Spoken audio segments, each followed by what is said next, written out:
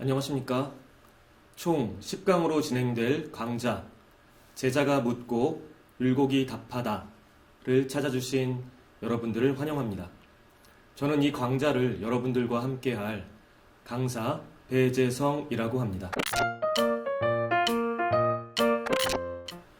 저는 한국성리학으로 박사학위를 마친 뒤에 현재 연구를 하면서 성균관대학교에서 강사로 활동하고 있습니다. 이번 강좌가 저를 포함해서 우리 모두가 율곡에 대해서 그의 사상과 그의 문제의식 이런 부분들에 대해서 조금 더 잘 이해할 수 있는 그런 계기가 되어주면 좋을 것 같습니다. 그러면 수업을 진행하도록 하겠습니다.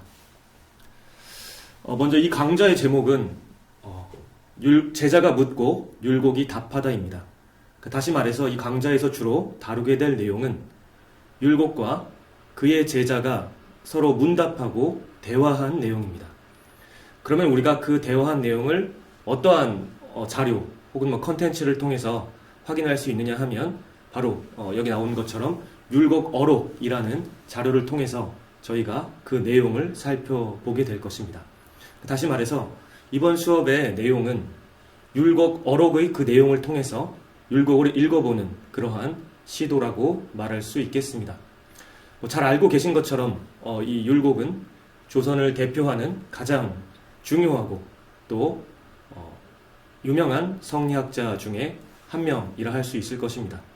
그래서 그의 사상도 여타의 다른 성리학자들 중에서도 비교적 잘 알려져 있다고 할 수 있을 것입니다.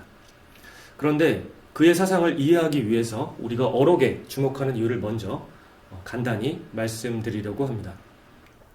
말씀드린 것처럼 어록은 간단히 말하면 이제 율곡이 이제 스승이고 그 제자들과 혹은 더 넓은 범위에서 어떤 동료들도 포함될 수는 있습니다만 어쨌든 주로 그 제자들과 주고받은 대화를 기록한 내용입니다.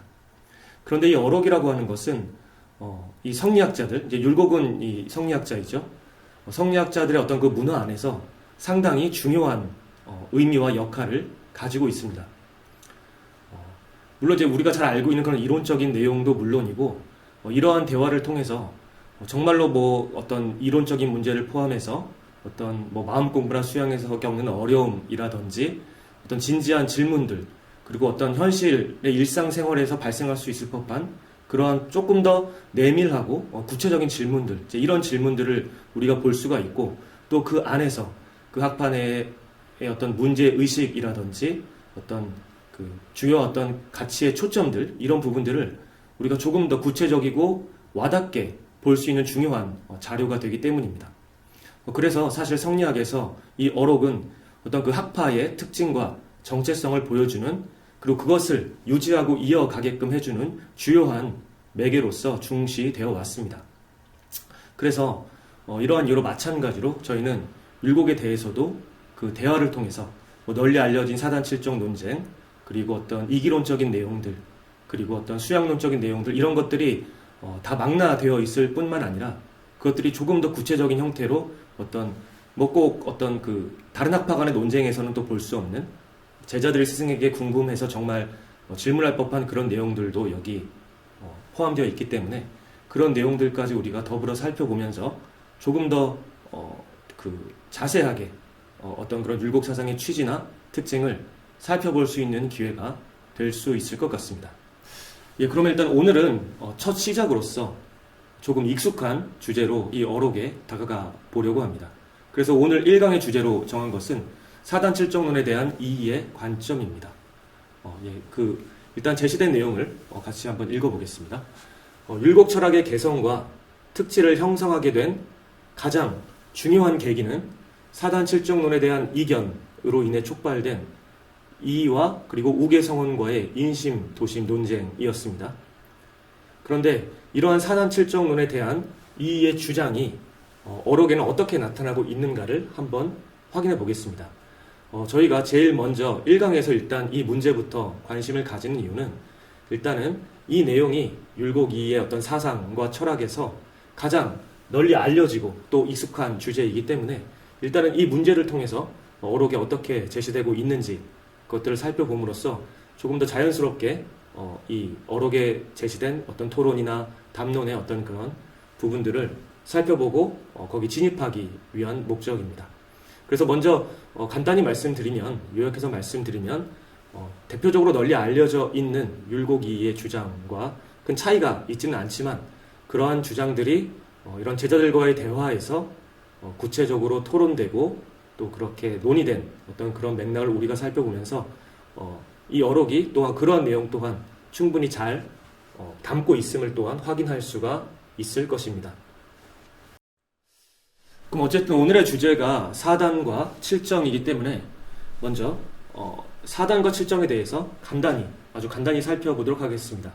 물론 저희가 또 다른 어떤 이 강좌 율곡학 관련해서 다른 강좌에서 또 내용도 있고 하기 때문에 사단 칠정 논쟁 자체를 자세히 살펴보기에는 또 시간도 부족하고 또 현재 상황에서는 맞지는 않는 것 같습니다.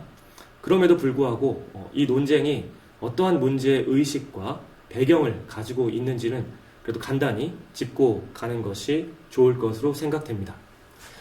일단 이 사단 칠정 논쟁의 대표적인 키워드인 사단과 칠정에 대해서 한번 짚어보겠습니다.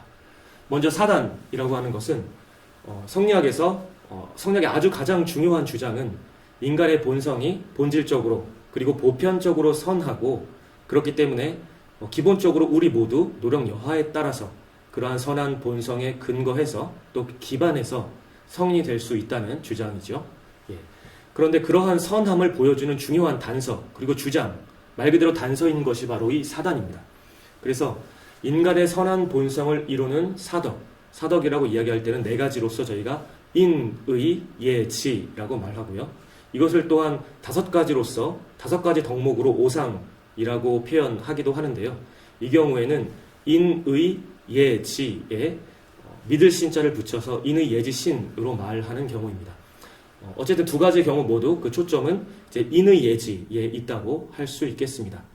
그런데 이 인의 예지가 뭔가 하면 바로 육아에서 그리고 또 맹자로 대표되는 성선에 있어서 인간의 본성이 선하다고 했을 때 그 본성의 내용이 무엇이냐라고 질문한다면 그 본성이 바로 인의 예지이기 때문에 인간의 본성은 선하다고 말할 수 있는 것이죠. 그러니까 인의 예지는 그것 자체로 하나의 덕목이고 어떤 가치를 가리키는 것이면서 또한 인간의 본성의 내용을 이룬다는 점에서 어떤 성선의 그 유학의 입장을 구성하게 되는 것입니다. 그런데 그 사단이라고 하는 것은 바로 인의 단서인 측은지심, 어떤 남이 고통받는 것을 보고 마음 아파하고 이제 그러한 감정, 그러한 마음, 태도, 수호지심은 이제 의의 단서라고 하죠. 그러니까 불의한 것을 보고 잘못된 것을 보고 미워하는 마음, 저것을 막아야 한다는 어떤 그러한 마음을 갖고 또는 자기 자신의 어떤 잘못됨을 부끄러워하기도 하고 이제 그런 것이 의가 드러나는 단서로서의 수호지심이고요. 그리고 예의 단서로서의 사양지심은 내 것이 아니다 하고 양보하는 마음, 그리고 다른 사람을 공경하는 마음, 공경지심으로도 표현을 하는데요. 그래서 이제 그러한 태도가 예라고 하는 덕성을 이제 표현하는 우리의 어떤 감정, 정서, 태도라고 말하고요. 그리고 마지막으로 옳고 그름을 가리는 어떤 그러한 성향 혹은 소양, 이것을 시비지심이라는 어떤 그 정으로 표현된다 이렇게 말을 해서 결국 이 측은지심, 수호지심, 사양지심, 시비지심이라는 네 가지 단서는 인간의 선한 본성이 실제로 그러함을 증명해주는 어떤 현실적인 단서 그리고 증거가 되는 것입니다. 그러니까 인간의 본성이 선하다고 했을 때 이 사단이 가지는 의미는 실로 굉장히 중요한 의미를 가지는 것이죠. 한편 칠정 같은 경우도 유학에서 중요하게 다루어지는 영역입니다. 넓은 범위에서 봤을 때 이 사단과 칠정은 모두 인간의 본성이 드러나는 정의 영역에 포괄되는 영역이라고 할 수가 있습니다. 그래서 어찌 보면 우리가 오늘날 일반적으로 감정이라고 말하는 영역에 이 칠정은 매우 가깝다고 할 수 있겠습니다.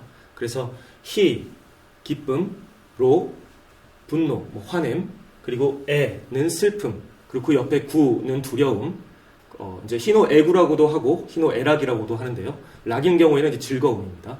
그리고 그 옆에 있는 애는 사랑하는 마음, 그리고 그 옆에 있는 오는 미워하는 마음, 마지막으로 욕은 하고자 하는 욕구, 지향성, 이제 이런 것을 가리킨다고 할 수 있겠습니다. 그런데 이제 여러분들께서 느끼실 수 있겠지만 이 사단이라고 하는 것은 어떤 도덕적인 성향이라든지 도덕적인 초점이 좀 더 분명한 데 반해서 이 7정은 우리의 더 일반적인 감정 세계를 포괄하는 것처럼 느껴집니다. 그런데 비록 유학에서 그리고 성리학에서 이 성선이라고 하는 사단이 중요한 의미를 가지는 것은 분명하지만 이 7정 또한 그 중요성이 경시될 수는 없습니다. 왜냐하면 유학은 기본적으로 인간 공동체 안에서 우리가 공유하는 감정들, 관계 내에서 같이 경험하는 그러한 어떤 공감대들, 이러한 것들을 매우 중시하기 때문입니다. 단적으로 유학에서 굉장히 중시하는 상례의 절차, 가까운 친지라든지 지인이 이제 돌아가셨을 때 우리가 느끼게 되는 그러한 감정으로서의 슬픔은 사실 예에서 굉장히 본질적인 측면을 이루고 있는 감정이기도 하기 때문입니다. 그래서 이러한 희로애락 또한 이러한 사단이 맹자라는 문헌에서 고대에 맹자가 제시했다라고 한다면 마찬가지로 사서의 권위를 가지고 있는 대학, 논어, 맹자, 중용, 성리학의 가장 중요한 4가지 경전 중에 다른 하나인 중용에서는 희로애락을 이렇게 표현하고 있습니다. 희로애락이 아직 바라지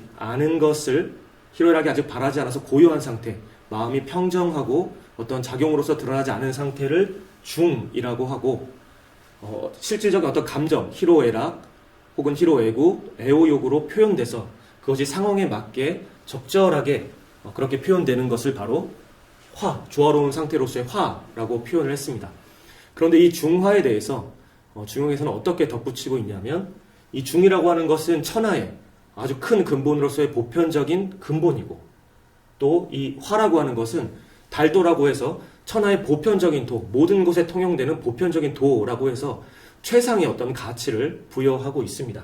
다르게 말하면 우리의 아주 일반적이고 넓은 감정 생활을 포괄하는 이러한 정서들이 그 기준에 맞게, 올바른 기준에 맞게만, 상황에 맞게 표현된다면 그것이 곧 우리의 도덕성의 어떤 극치를 표현하는 이상향이라고 할 수 있다는 것을 분명하게 표현하고 있는 것입니다.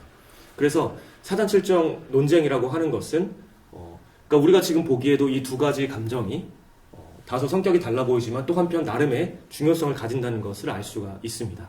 그래서 이 2가지의 어떤 그런 감정의 부류들을 성리학의 동일한 체계 내에서 어떻게 그 관계를 정확하게 이해할 수 있을 것인가, 그리고 그것을 성리학의 기본 이론 체계인 토대인 이기론의 언어로서 어떻게 정확하게 규정할 것인가, 이러한 문제가 사단 7정의 어떤 쟁점을 구성한 주요한 내용이라 할 수 있겠습니다.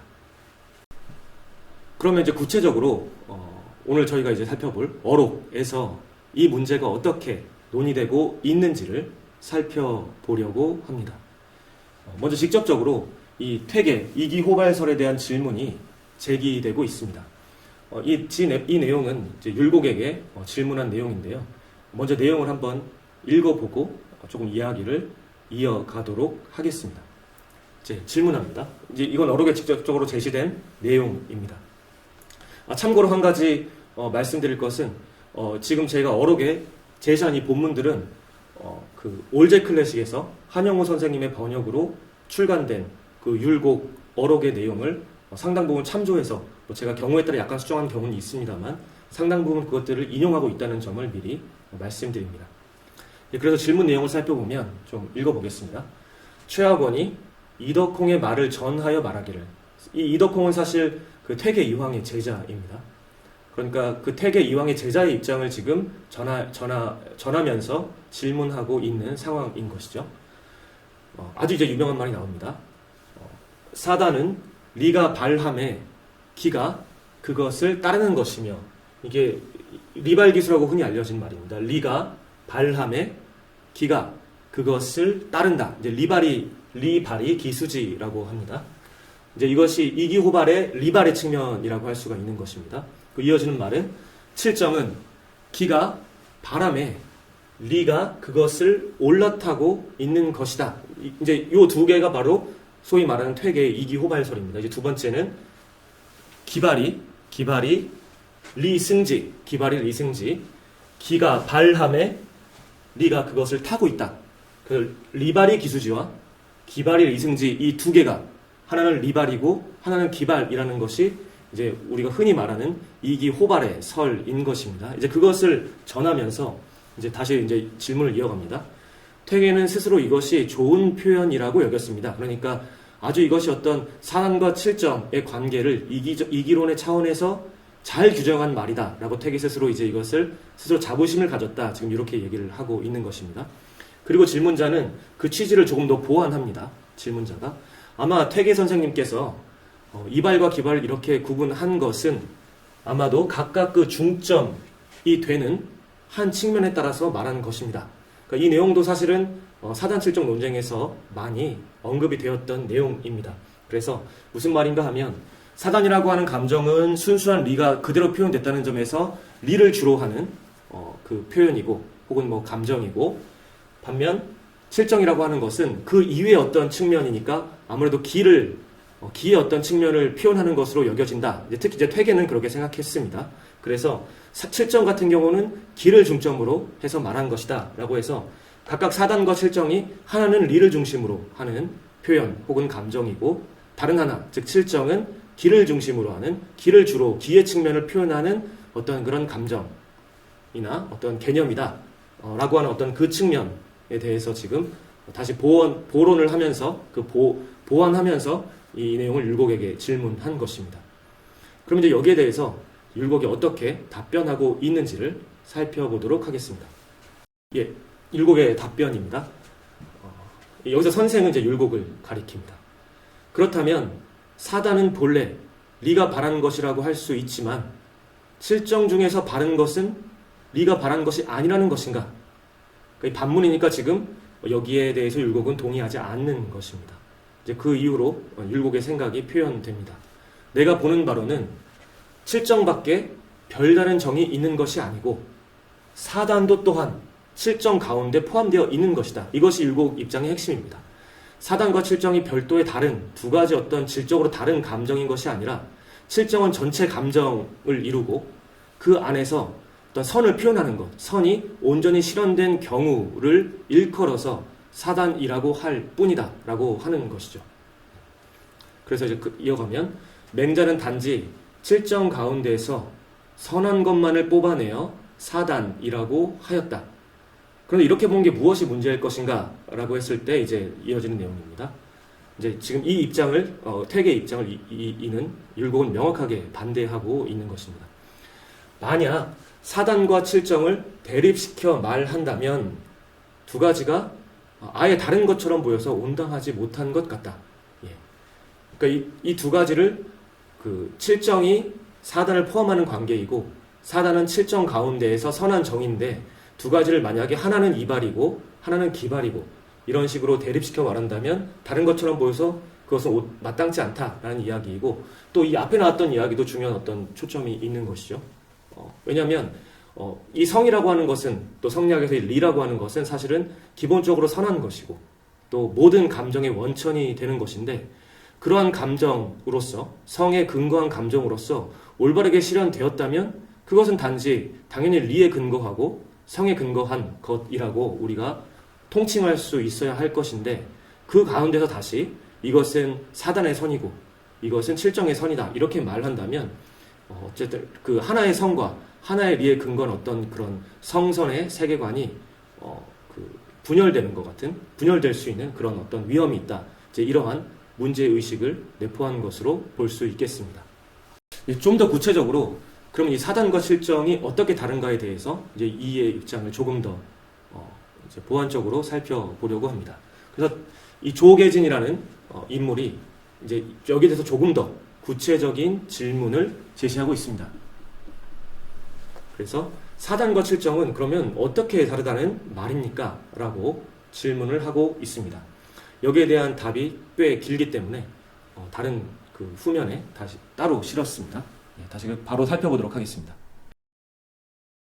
율곡의 답변입니다. 사단은 칠정 가운데 있는 것이나, 이것은 이제 앞서 봤던 그 이야기이지요. 다만 그 선한 단서만을 가리켜 말할 때 사단이라고 하고, 그러니까 칠정이라는 감정이 일반적인 전체 감정인데 그 중에서 선한 것, 그 중에서 선이 잘 실현된 것, 선이 잘 표현된 것, 이런 것들만 골라서 사단이라고 하고, 그런데 선과 악을 겸해서 가리켜 말할 때는 칠정이라고 한다. 그러니까 칠정이라는 것은 감정 전체이니까 우리의 감정이 전적으로 선할 수는 없죠. 그러니까 그 안에는 선한 것도 있고 악한 것도 있을 텐데 그렇기 때문에 우리의 감정 전체를 한꺼번에 말한다면 그것은 선과 악을 자연히 겸하게 되는 것이 됩니다. 그런데 그 중에서 선한 것만을 우리가 따로 골라서 말한다면 그것을 바로 사단이라고 한다라는 이야기입니다. 그러니까 아까 이야기했던 말과 사실 같은 말이죠. 사단과 칠정은 본질적으로 혹은 뭐 내용적으로 다른 감정이 아니라 사실은 칠정 중에 그 중에서 잘 표현된 것이라는 것이죠. 그러니까 이걸 조금 더 부연하면 우리가 다른 사람을 보고 뭐 기뻐하고 함께 뭐 호감을 느끼고 서로 도와주려고 하고 그런 일반적인 어떤 그런 우리가 감정생활에서 느끼는 그런 것들과 한껏 도덕적으로 보이는 어떤 사단의 세계, 사단의 영역이 사실은 크게 다른 것이 아니라 그런 일반적인 감정생활이 조금 균형 잡히게 되고 그 올바르게만 잘 표현되면 사실은 사단과 마찬가지로 충분히 도덕적인 감정이다. 또 이제 이렇게 말할 수도 있는 것이겠죠. 근데 여기에 대해서 다시 율곡이 말을 덧붙이는데 나름대로 어떤 그 퇴계와 기대승, 그러니까 사단실종 논쟁에 대한 그 이해의 관점이 표현되고 있어서 흥미로운 부분이 있습니다. 이어서 읽어보겠습니다.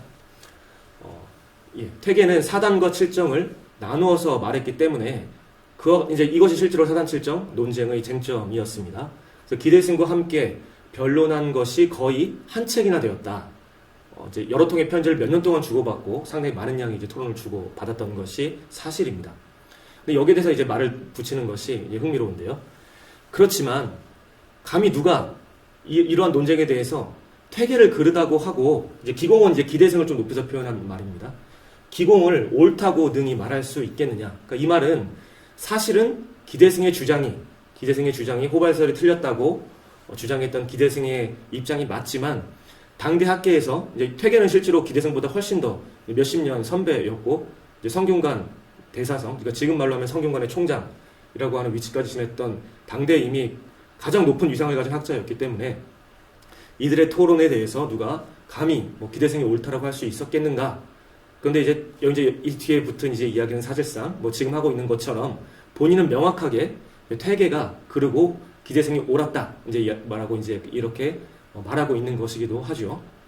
그래서 이제 이어지는 내용은 그래서 이제 퇴계 해설이 제대로 논박되지 못했기 때문에 어쨌든 이러한 상황 때문에 그 문화 이제 이덕홍을 포함한 아까 이야기했던 그런 퇴계의 문화들이 이런 이기호발설을 따라서 소견들이 다 잘못되어 있다. 그래서 그들을 공부하는 사람들의 소견이 다 그와 같은 것이다. 이렇게 이야기를 하고 있는 것이죠. 또 아직 그 내용이 이제 이어집니다. 이게 같은 문답인데 좀 끊어놨습니다. 너무 길어서요. 이제 성화십도라고 하면 여러분들 들어보셨겠지만 이제 퇴계 사상의 정수를 그리고 퇴계가 이해한 성리학의 정수를 10개의 그림으로 정리해서 그것을 당대 이제 군주였던 선조에게 바친 것으로 퇴계 사상의 어떤 결정체이고 어떤 대표적인 철학적 저작이라고 할 수 있는 그러한 내용입니다. 그런데 이제 율곡의 계속 내용이 이어집니다. 율곡의 말이 이어집니다.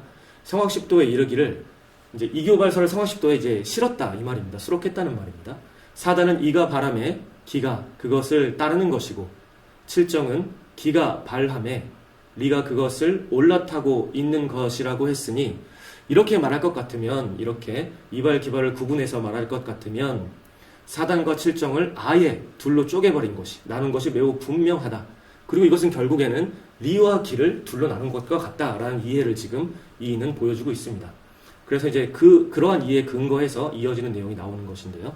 그래서 대개 리와 기는 원래 두 가지 것이 따로따로 그렇게 각각 하나는 여기에 있고 하나는 저기에 있는 것처럼 각각 있는 것이 아니다. 근데 퇴계는 이제 그렇게 생각했다라는 내용이죠. 그리고 이제 이런 식으로 말했던 것은 선유라고 하는 것은 선대에 이제 뛰어난 유자들, 현인들, 주자 같은 인물들을 말하는 것입니다. 선유의 설에도 이런 것은 없었다라고 해서 어떤 비판을 분명하게 또 명시하고 있습니다. 그렇지만 어쨌든 사단의 줄이라고 하는 그 의미, 이것 자체를 그렇다고 해서 율곡이 부정하는 것은 아닙니다. 그래서 여기에 대해서도 이제 율곡의 입장을 문답을 통해서 확인할 수가 있습니다. 먼저 앞의 내용은 질문입니다. 사단은 오로지 리라고 말합니다. 제가 생각하기에 사단의 정도 기가 아니면 바라지 않습니다. 그러니까 이 내용은 이제 율곡이 충분히 이제 받아들일 만한 전제인 것이죠. 사단의 정도 어쨌든 기가 아니면 바라지 않기 때문에 그러니까 이기호발 같은 것은 사실은 적절치 않다라고 하는 어떤 전제를 지금 공유한 질문인 것입니다. 그래서 이어지면 어찌하여 기를 버리고 오직 리만을 가리킨다 할 수 있습니까? 그러니까 지금 질문자는 그 이기호발설을 부정하는 이 어떤 입장을 받아들인 상태에서 그렇다면 그러고 나서 어떻게 사단이 리를 주로 한다고 우리가 말할 수 있을 것인가? 사단을 골라서 이런 질문을 하고 있는 것입니다. 여기에 대한 율곡의 답변입니다. 사단의 정은 맑은 길을 타고 발했기 때문에 사사로운 형기에 가려지지 않고 곧바로 본연의 성을 완수해서 본연의 성이 드러나는 어떤 본연의 성 그 모습 그대로를 끝까지 잘 맞춰서 그 모습을 끝까지 잘 실현시켜서 그래서 이 경우는 리가 완전히 드러났다라는 의미에서 리를 주로 하여 말하는 것이다 라고 이야기하고 있습니다. 그런데 여기서 주목할 것은 바로 이 사단의 어떤 주리적 측면을 도리어 율곡은 기를 가지고 설명한다는 점입니다. 그러니까 약간 역설적으로 보일 수 있겠죠. 사단은 리가 완전히 표현되는 것이고 이제 퇴계의 관점에서는요. 그리고 칠정은 어떤 기의 측면이 강조되거나 기의 측면이 드러나는 것이다. 이렇게 구분을 해서 어떤 방점을 찍으려고 했던 반면 지금 율곡은 사단이 리가 완전히 실현되었다라는 부분은 받아들이고 그것은 강조하지만 그런데 그것이 가능했던 이유는 결국에는 그 이유는 뭐냐면 사실은 기가 맑았기 때문이다라고 말을 하고 있는 것입니다. 그러니까 어떠한 그 정이 완전한 그 선을 드러내는 사단이 되느냐 아니면 혹은 칠정, 사단이 아닌 다른 어떤 칠정으로서 어떤 경우 이제 악으로 흐르는 이런 경우라면 왜 그렇게 되느냐 했을 때는 그것은 바로 기가 맑으냐 아니면 반대로 탁한 기 좋지 않은 기를 그러니까 어떤 그 작용하는 어떤 그런 근거가 되고 그러한 기가 된다면 그때는 이제 그 완전한 선이 드러나지 않고 악으로 귀결될 수 있다라고 이야기를 하고 있는 것입니다. 그리고 바로 이런 부분들이 이제 널리 알려진 것처럼 특히 조선 후기까지 이어지는 율곡학파에서 기를 중시한다, 기의 역할을 강조한다라고 하는 어떤 그러한 그 사고 방식, 어떤 그런 사상적인 어떤 진로의 단초를 이루고 있는 것입니다. 이런 입장을 볼 수 있는 또 한 가지 내용을 살펴보고 일단 오늘의 강의는 마치도록 하겠습니다. 이것은 이제 본연의 선과 기의 관계라고 표현을 했는데요. 질문자는 이렇게 질문합니다. 그러니까 본연의 성이라고 하는 것은 리가 그대로 곧장 실현되는 어떤 그런 의미에서 리 자체, 그러니까 리라고 하는 것이 성증리라고 했을 때 그 리라고 하는 것은 절대적으로 선한 어떤 그 만물의 근원이면서 어떤 가치의 근원이 되는 것이 우리의 성이 되었다라는 것인데 그런 어떤 리의 본연의 모습 그대로와 일치하는 차원에서 우리가 우리 자신의 인간의 성을 가리킬 때 본연지성, 본연의 성이라고 말합니다. 그런데 마땅히 이런 본연의 성은 그 성선으로서 실현되어야 할 텐데 그런데 그것이 잘 실현되지 않는 경우들이 물론 있죠, 현실에서. 그리고 그에 따라서 또 당연히 이제 그런 보편적인 필요성이 인정되기 때문에 뭐 이것은 퇴계하기든 율곡하기든 뭐 전혀 그건 차이가 없이 인간은 수양해야 한다는 어떤 그런 필요성이 성립을 하게 되는 것이죠. 그런데 이 질문자는 지금 이렇게 질문합니다. 본연의 성을 가려지게 하는 것도 기이고 돌아오게 하는 것도 또한 기입니까? 이 말은 무슨 말인가 하면 앞에서 보았던 사단이 되느냐 마느냐의 관건은 결국에는 그 기가 맑으면 사단이라는 정으로 잘 실현되고 그 기가 탁하면 그렇지 못하는 경우가 생긴다는 것이었으니 그렇다면 좀 더 포괄적이고 근본적인 관점에서 본연의 성이 잘 드러나서 성선이 오로지 온전하게 실현된다라는 그러한 경우는 기가 맑고 좋은 경우일 것이고 그렇지 않은 경우라면 결국에는 기 때문일 테니 결국에는 그 제대로 그 성이 실현되지 않는 경우에 대해서 우리가 대처해야 하는 어떤 관건 그리고 핵심의 어떤 키가 되는 것도 그 기를 어떻게 잘 바로 잡으면 그러면 결국에는 성이 잘 실현되지 않겠습니까? 라는 질문인 것입니다. 여기에 대해서 율곡은 긍정합니다. 그래서 또 여기 아주 중요한 또 아주 유명한 말이 나오는데요. 리무위, 기유위라는 말입니다. 리는 자기함이 없고 기는 자기함이 있으니 그대의 말도 옳다. 그러니까 이 리무위와 기유위 이 얘기는 이제 성리학에서 기본적인 어떤 이론적인 체계에서 리라고 하는 것은 어떤 구체적인 어떤 물질적인 성격이라든지 어떤 진료적인 성격을 전혀 가지지 않는 형체가 전혀 없는 그런 형태로 존재하는 것이고 그렇기 때문에 구체적인 작용성이나 운동성을 직접 가질 수 없는 것이고 그렇긴 하지만 그것이 바로 기의 토대가 되어서 기를 운동하게 하고 작용하게 하는 근거로서 어떤 그 리의 존재를 표현하는 것인데요. 반대로 이제 기는 리와 달리 구체적인 형적이 있고 구체적인 어떤 물질성이 있고 또 구체적인 어떤 재료이기도 하고 또 구체적인 운동성을 가지기 때문에 또 그 리의 법칙에 따라서 그렇게 실질적인 현상을 실현해낼 수가 있는 것입니다. 이제 그런 것들을 가리켜서 리는 그런 의미에서 어떤 그 기와 같은 작용성이 없다는 점에서 자기함이 없다라고 얘기를 하고 바로 그 작용성을 기는 가지고 있다는 점에서 그런 운동성을 가지고 있다는 점에서 자기함이 있다라고 말을 합니다. 그런데 그렇다면 결국에는 리라고 하는 것은 어떤 그런 자기에 따른 어떤 편차나 차이를 보이지 않는 것이고 결국에는 기가 어떻게 하느냐가 중요한 관건이기 때문에 그렇게 봤을 때는 지금 이 질문자의 말처럼 결국에는 관건은 기에 있다. 그래서 문제를 익히는 것도 기이고 그 문제를 해결하기 위한 키도 결국에는 기에 있다라는 방식으로 이 질문에 지금 긍정하고 있는 것입니다.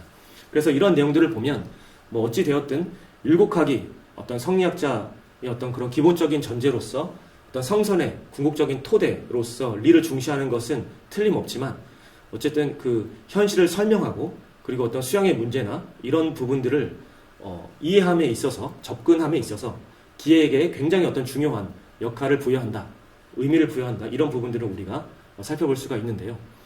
그래서인지 이제 이 어록에는 사실 기에 대한 다양한 토론들이 상당히 많이 있습니다.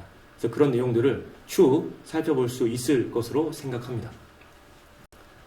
예, 그러면 일단 이것으로서 1강을 마치도록 하겠습니다. 네, 수고 많으셨습니다. 감사합니다.